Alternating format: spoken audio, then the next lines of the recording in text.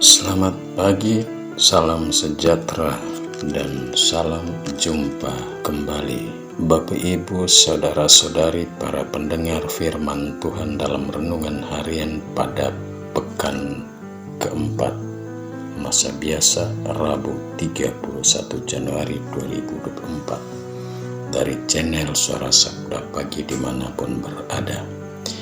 Kiranya saya menjumpai para pendengar firman Tuhan semuanya dalam keadaan sehat dan masih setia untuk mengikuti renungan harian.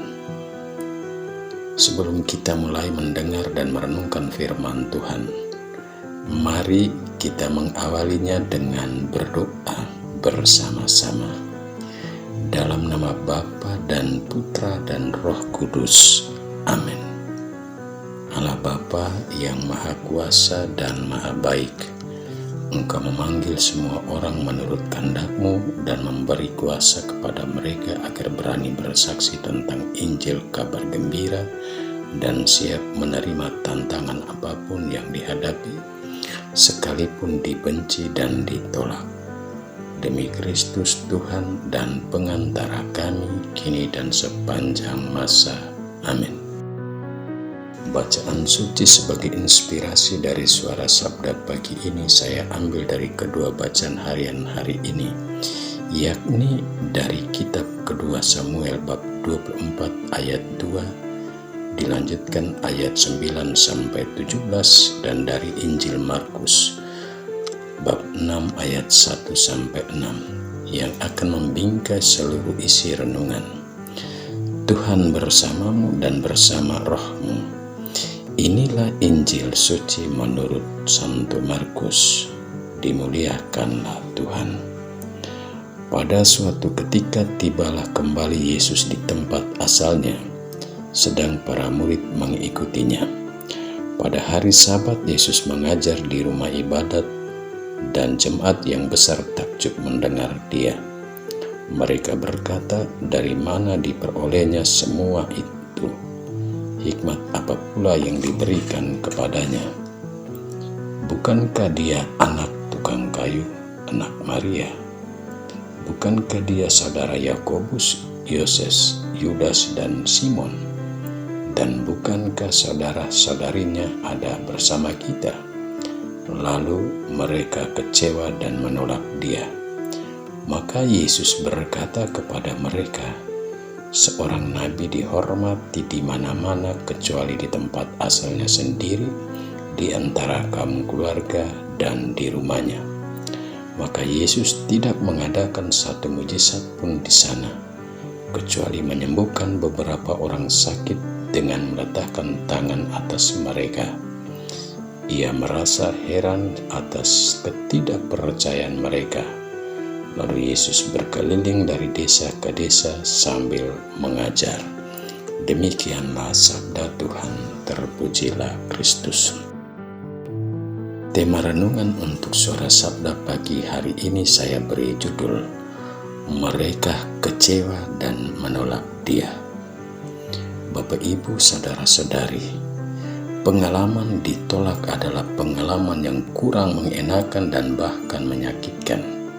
Apalagi ditolak oleh orang sekampung, keluarga, dan juga dari rumahnya sendiri. Pengalaman ini juga pernah saya alami dalam karya pastoral 20-an tahun silam. Ketika saya masih pastor muda dalam usia imamat 6 tahun, saya ditolak dan meminta pertanggungjawaban atas kalimat yang saya ucapkan untuk kelompok umat yang tidak menjalankan tugas sebagai umat atas tugas yang menjadi tanggungan mereka. Kalimat yang membuat saya ditolak waktu itu adalah, umat dari lingkungan deterjen sebut saja. Mungkin mereka sudah meninggal semua, sehingga tak ada satupun datang membersihkan ruang gereja.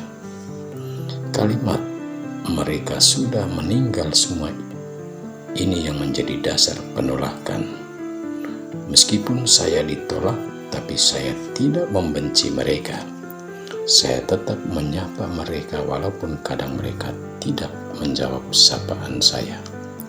Sebagai manusia, saya melihat pengalaman ini sebagai pengalaman kurang mengenakan karena ditolak oleh umat sendiri. Bapak, Ibu, saudara-saudari, para pendengar firman Tuhan, kedua bacaan suci harian hari ini baik dari kitab kedua Samuel bab 24 ayat 2 dilanjutkan ayat 9 sampai 17, dan dari Injil Markus tadi mengisahkan kepada kita tentang dua tokoh besar dari kitab suci yang mengalami penolakan yang datang dari pihak Allah yang diwakili manusia, dan penolakan terhadap Yesus Kristus Mesias, anak Allah yang menjadi manusia, yang datang dari manusia karena kelahirannya atau karena latar belakang keluarga. Bapak, Ibu, saudara-saudari, dua tokoh kitab suci itu adalah Daud dan Yesus. Kitab kedua Samuel menuturkan penolakan Daud sesudah Daud melakukan cacat jiwa dan menyadari diri sebagai orang berdosa lewat pernyataannya, "Aku telah amat berdosa karena kesalahan hamba-Mu, sebab perbuatanku amat bodoh." Akibat perbuatan dan pernyataannya sendiri, maka datanglah sabda penolakan terhadap Daud oleh Allah kepada Gad, orang dekat Daud, yang bunyinya, "Pergilah, katakanlah kepada Daud, beginilah sabda Tuhan kepadamu, 3 perkara kuhadapkan kepadamu, pilihlah salah satu daripadanya, maka aku akan menimpahkan kepadamu." Di sini Daud ditolak oleh Allah karena kesalahannya sendiri, sebab ia tidak mengikuti kehendak Allah yang telah mengurapinya menjadi raja. Sedangkan Injil mengisahkan kepada kita tentang penolakan terhadap Yesus ketika ia kembali ke kampung asalnya dan mulai mengajar dalam bait Allah dengan penuh kuasa dan berwibawa. Penampilan Yesus dalam mengajar dengan kewibawaan membuat orang banyak dalam rumah ibadat takjub mendengar dia, tapi serentak mempertanyakan dari mana kuasa itu diperolehnya. Sedangkan mereka tahu latar belakang keluarganya. Mereka kecewa dan menolak dia. Atas penolakan itu ia pun berkata kepada para muridnya, "Seorang nabi dihormati di mana-mana kecuali di tempat asalnya sendiri, di antara kaum keluarga dan di rumahnya." Bapak, Ibu, saudara-saudari, pernyataan ini menunjukkan bahwa Yesus sungguh merasa sebagai pengalaman yang menyakitkan karena ditolak bukan saja oleh orang sekampung, tapi oleh kaum keluarga, bahkan di rumahnya sendiri. Karena pengalaman tersakiti itu, Yesus tidak mengadakan satupun mujizat di kampungnya kecuali menyembuhkan beberapa orang sakit dan meletakkan tangan atas mereka, dan serentak merasa heran atas ketidakpercayaan mereka. Bapak, Ibu, saudara-saudari, namun pengalaman itu tidak membuat Yesus putus asa dan merasa gagal, melainkan ia tetap melakukan karya pewartaan dari desa ke desa dengan berjalan kaki.